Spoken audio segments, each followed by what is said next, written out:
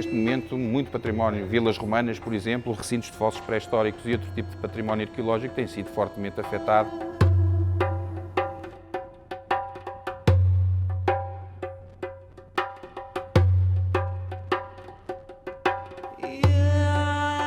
Aqui perto de Reguengos, um sítio romano foi completamente surribado e totalmente destruído. O que tiver que ser feito tem que ser feito de forma célere, porque senão depois será tarde. A maior parte dos sítios não são conhecidos.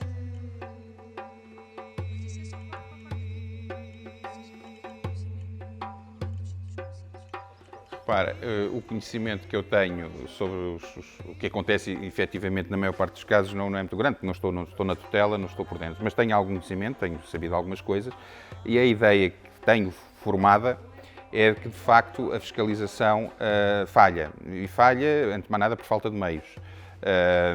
E muitas vezes as coisas são feitas e só são descobertas porque há um arqueólogo que passa, porque há um arqueólogo que sabe, ou porque estudou o sítio, ou porque se interessa pelo sítio e denuncia. E, portanto, normalmente é essa a situação.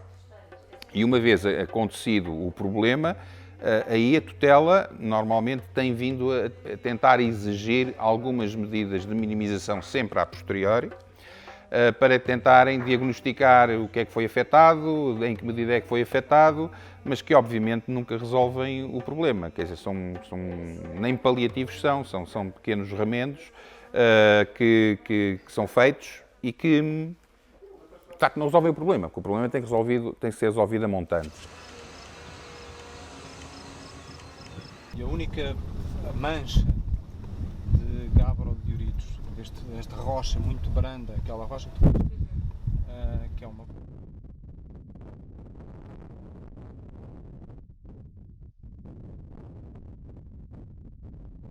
A importância que tu tens no Alentejo, vamos lá ver uma coisa, tu tens um momento da história, digamos que, eu iria dizer da humanidade, mas pelo menos desta parte da humanidade do globo, que tem a ver com um momento histórico importante, que é precisamente o período neolítico. É um período em que se dão profundas transformações no modo de vida humano, na maneira do homem ver o mundo, da maneira como se organiza, e muitas das coisas que ainda hoje caracterizam as nossas sociedades acabam por nascer aí, ter aí a sua gênese. E tu tens, de facto, um património que é um património é um período histórico em que estas comunidades, que pela primeira vez se tornam produtoras, desenvolvem uma grande necessidade de monumentalidade, de relações específicas com a paisagem, a construção de paisagens específicas, simbólicas, e que tu vais pontuando isso pela Europa, vais vendo isso por todo lado. Aqui tu tens uma expressão desse fenómeno, dessa tendência, que não é igual ao que está em Inglaterra, não é igual ao que está na Alemanha, mas é uma versão, se tu quiseres, de um fenómeno de escala europeia, que tem as suas particularidades. Por exemplo, eu posso dizer que há recintos que têm uma planta que é específica da zona do Guadiana. É daqui. Não há em mais lado nenhum na Europa recintos com aquele tipo de plantas. Parecem quase umas flores. Portanto, tu tens basicamente uma expressão regional de um fenómeno mais amplo e que tem a ver com um momento importante da história da humanidade e que tem a ver, digamos assim, com a forma como este território é integrado nessa dinâmica e nessa tendência que se observa a nível europeu. E, portanto, a importância é uma importância a várias escalas. É uma importância à escala local.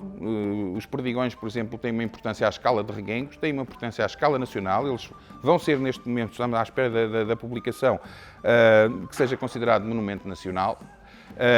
E depois tem uma escala, de facto, à escala ibérica, uma importância à escala ibérica, uma importância à escala europeia, em diferentes patamares. Agora, não é só o sítio em si, é o conjunto de sítios que representam um fenómeno.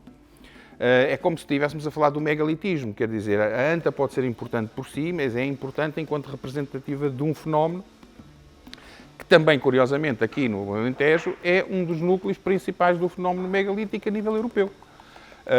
Há muito tempo conhecido, o que não se conhecia era esta questão dos recintos, que obviamente acompanham os monumentos megalíticos, são as mesmas pessoas, são as mesmas ideias, as mesmas cosmologias que estão presentes nos diferentes contextos, que até agora se desconheciam e que de facto têm características monumentais e encerram em si um potencial de informação brutal sobre estas populações.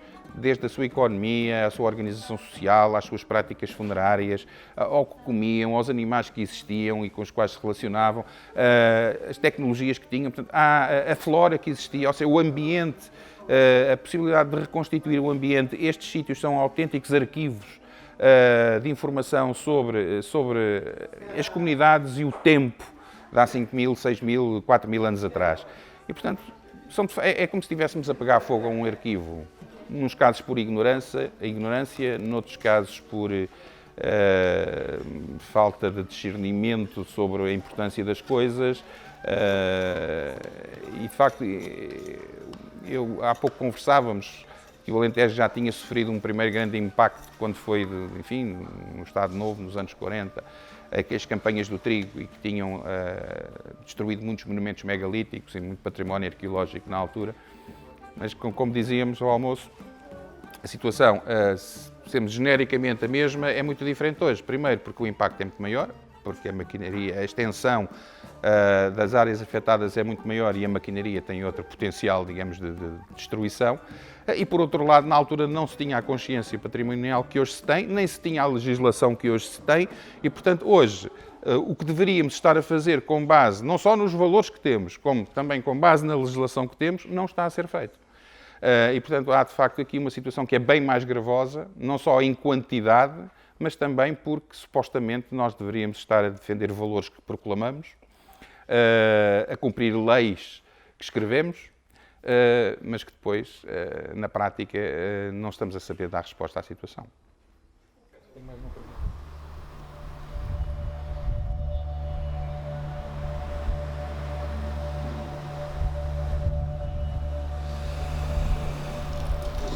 O que acontece na região, e que não toca só, portanto, na área de facto da arqueologia, é que há de facto uma profunda transformação territorial e de facto a transformação do território e a transformação da paisagem assumiu uma velocidade de facto surpreendente, julgo eu, para todos os envolvidos. Neste momento, a nossa preocupação é ter uma atuação, sobretudo, preventiva e, portanto, atuar preventivamente. A questão, muitas vezes, é de que só podemos fazê-lo se houver um mecanismo que nos permita atuar aí. Ou seja, se para uma plantação de um olival ou de um amendoal numa área não houver nenhum mecanismo de licenciamento prévio, nenhum mecanismo em que administrativamente será dada a ocasião de uma análise de um parecer, não o havendo, obviamente, não são os parcos recursos da administração que vão conseguir atuar. Só irá ter um enquadramento de PDM, por exemplo, um arranque de árvores, um arranque de azinheiras, um arranque de oliveiras. Não é a execução do olival em si mesma que carece de análise. Muitas vezes, e a avaliação de impacto ambiental também tem, nas várias áreas, tem demonstrado isso, nós não estamos às vezes a falar só do impacto que aquela obra tem, mas sobretudo estamos a falar de impactos cumulativos. Aquela, mais esta, tem um impacto que não é avaliado se avaliarmos só parcela a parcela.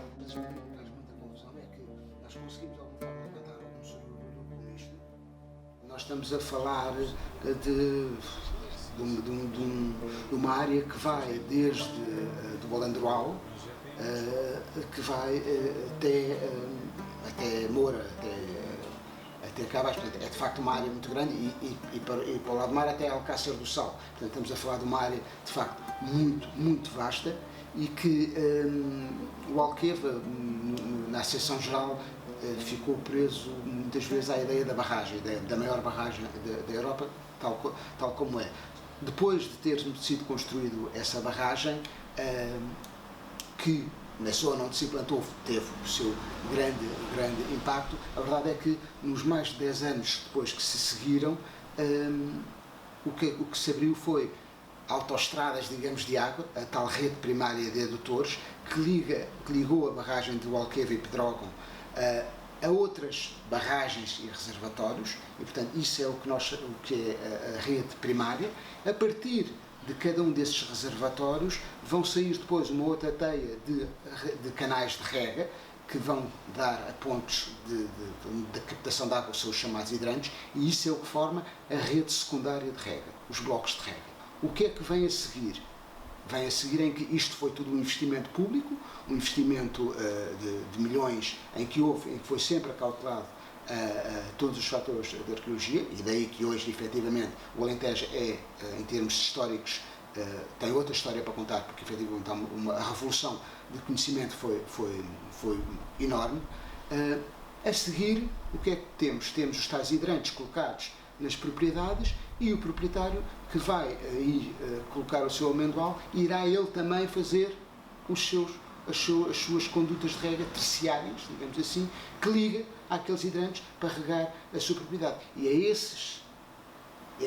essa fase que não estava enquadrada e sujeita nas questões da avaliação prévia. Ficarão sempre de fora os casos de agricultura que não se cruzem numa área de regadio, que não estejam acauteladas num IGT, num PDM, ou que nem sequer não peçam financiamento. E, portanto, obviamente que nós estamos a ir onde é possível ir, tentando cozer as coisas todas. Não estou convencido que de um dia para o outro qualquer projeto agrícola, e estamos aqui com impactos, quando eu falo de projetos agrícolas, é precisamente estes projetos agroindustriais que implicam grandes revolvimentos, se não se cruzam com nenhum destes mecanismos, não temos como chegar.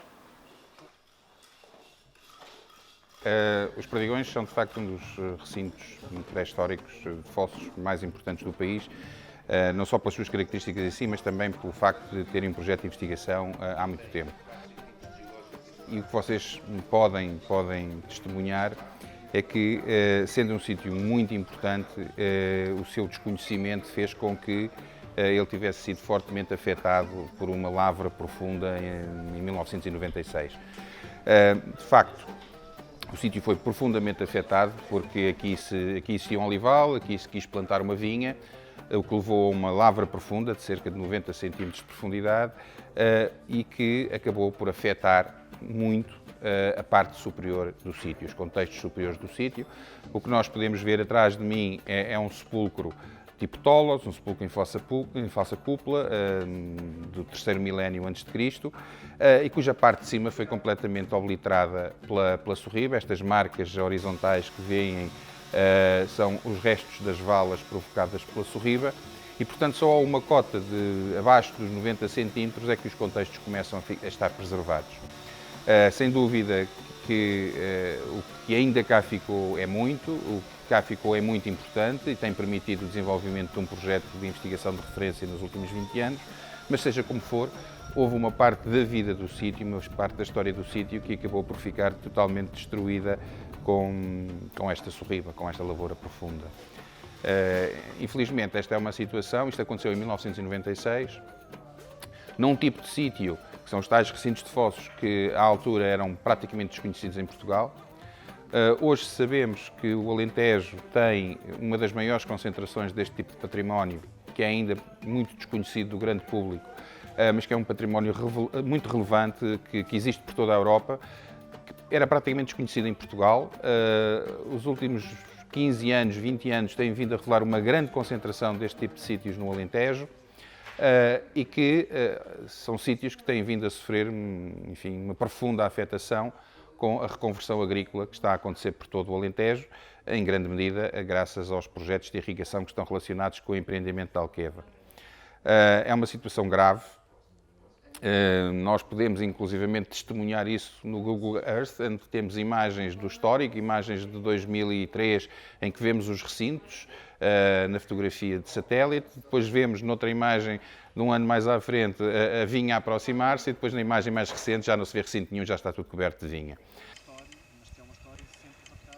Há uma disfuncionalidade no sistema que tem a ver com a questão dos impactos e da informação. um proprietário que queira fazer uma reconversão agrícola lida com o Ministério da Agricultura, não é obrigado a lidar com as câmaras municipais ou com a Direção-Geral do Património.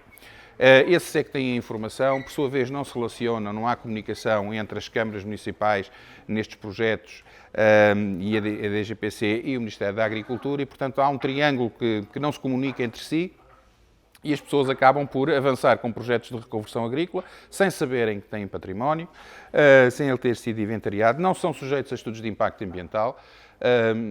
Nós podemos perceber para pequenos empreendimentos agrícolas que um estudo de impacto ambiental pode ser economicamente incomportável e até nem se justificar, para os grandes empreendimentos agrícolas que abrangem centenas e centenas de hectares, como é o caso atualmente no Alentejo, faz pouco sentido que não haja estudos de impacto patrimonial e digamos que nós aqui podemos sempre dizer que se remedeia alguma coisa, nos Perdigões é um bom exemplo disso, mas há muita coisa que é destruída. E estes contextos acabam por ver preservados muitos contextos arqueológicos porque são contextos de estruturas em negativo. São estruturas que são escavadas na rocha, portanto vão em profundidade e acabam, pelo facto de serem assim, acabam por preservar pelo menos uma parte dos sítios. Nos contextos, por exemplo, romanos, em que as construções são em positivo e que muitas vezes estão logo abaixo da superfície do solo, começam logo a aparecer os muros e os vestígios, pois aí não se preserva absolutamente nada. É tudo...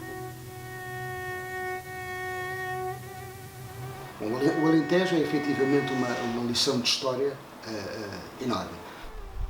A paisagem vendida do Alentejo é uma paisagem transformada pelo homem nos anos 30, não é? Hoje, daqui a uns anos, vamos ter que vender outro postal, que não é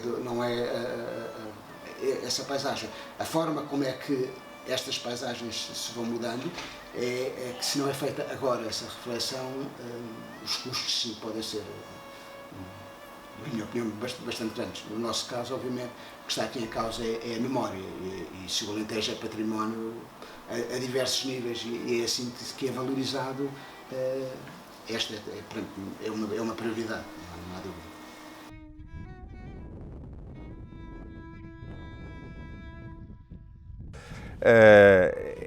Estas questões muitas vezes podem parecer que as pessoas da arqueologia estão contra qualquer tipo de desenvolvimento. Não, tem nada a ver com isso, tem a ver apenas o reclamar por um desenvolvimento sustentável, onde que tem que respeitar, da mesma forma que tem que respeitar o ambiente, tem que respeitar o património. Portanto, não é nada contra o desenvolvimento e o progresso, seja lá o que isso for, que as pessoas estão. As pessoas estão apenas preocupadas com a destruição de algo que não é renovável. O património arqueológico não se renova, é destruído, está destruído. Os Perdigões são um caso excepcional, em que um proprietário, porque é um proprietário grande e é um proprietário com consciência, aceitou não plantar vinha em 16 hectares, aceitou que esses 16 hectares se tornassem numa reserva arqueológica e tem vindo a contribuir para a investigação do sítio. E, portanto, de certa forma, isto é um processo de minimização exemplar que acaba por se transformar de um processo de minimização num processo de investigação. E com expressão internacional. Na maioria das vezes o que acontece é que o mal é feito, são feitos alguns poucos trabalhos arqueológicos, muitas vezes nem aqueles que se justificavam que fossem feitos, e pronto, e passa-se à frente. E o mal está feito e pouco ou nada se faz. Começam a ter alguma preocupação que deriva um pouco da exposição pública que nos últimos tempos tem vindo a ocorrer. Portanto, estas notícias têm vindo a sair nos jornais, há alguns jornalistas que têm pegado na situação. Eu tenho-me esforçado para que o assunto chegasse mais alto, mas ainda não consegui. Portanto, tive uma conversa informal com o Ministro da Agricultura, já escrevi à Presidência da República, mas não tenho tido, digamos, caixa de ressonância mais acima, mas tem havido alguns jornalistas que se têm preocupado, portanto, têm saído notícias nos jornais, algumas associações locais têm feito alguma pressão no sentido deste problema começar a ser encarado de outra maneira. E tenho sabido que parece começar a haver alguma apreensão ou alguma preocupação junto dos promotores, nomeadamente dos grandes produtores, que têm projetos com áreas muito alargadas, para começarem por eles próprios a tentarem ver se os projetos que têm algum problema do ponto de vista arqueológico. Eu sei que têm chegado muitos pedidos à tutela aqui do Alentejo, no sentido de se pronunciarem sobre determinado tipo de projetos. Sei que já começam a contactar entidades de arqueologia no sentido de promover algum trabalho de levantamento e de inventariação do património que possa existir nas herdades que arrendam ou que compram. E, portanto, eventualmente há aí alguma esperança de que a prática possa vir a ser alterada, mais uma vez resultado, enfim, de alguma pressão mediática, porque parece que este país as coisas só funcionam através da pressão mediática, e eventualmente poderemos começar a ter um outro tipo de atitude e um outro tipo de consciencialização.